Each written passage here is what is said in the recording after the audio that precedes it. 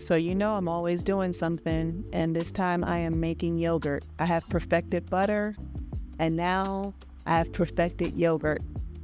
What you want to do is take the last little bit of yogurt that you have, a yogurt starter, it's called. So you want to take about a tablespoon of your last yogurt and roughly a half a cup of milk and set it aside because you want it to come to room temperature while you're doing all of this.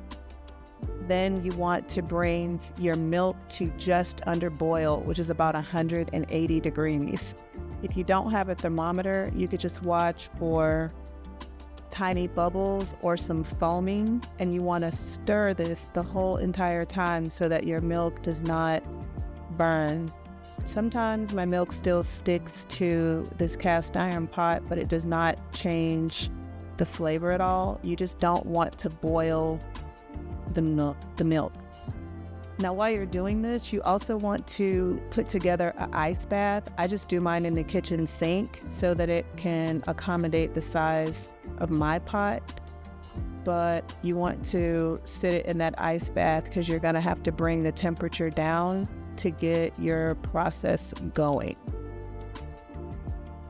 So here we're close enough to 180, and I'm gonna move it over to the ice bath and bring it down to 120 degrees. So still, if you don't have a thermometer, you can do the pinky test.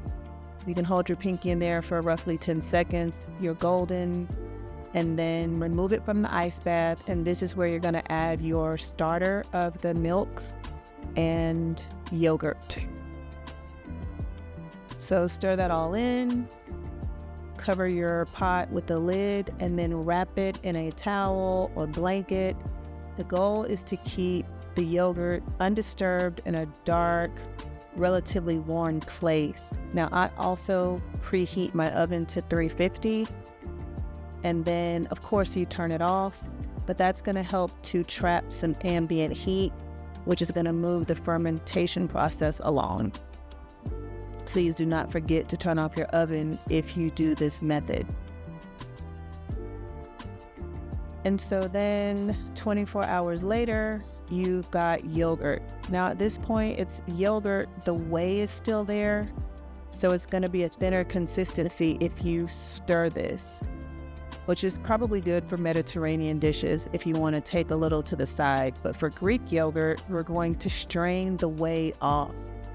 I've tried this with regular cheesecloth and was really disappointed. So I like these, they're called flour sack cloths, or I think this is nothing but a baby's diaper, but either way, it's called a flour sack cloth and it makes the best yogurt. So overnight in the fridge, maybe 8 to 10 hours gives me the perfect consistency, but the longer you strain or the less amount of time you strain is going to determine the thickness of your yogurt.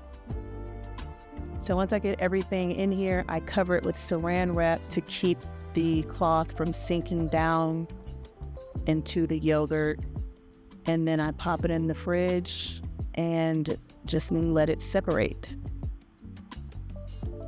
So then you're gonna end up with, from a half a gallon of milk, you're gonna end up with about 32 ounces of whey and 30 to 32 ounces of yogurt. You can use the whey for smoothies and cooking. It's really high in protein. And then there's your yogurt. Super thick, super delicious. You can stir in vanilla or honey. It's really good. Let me know if you try it. Hope you enjoy it.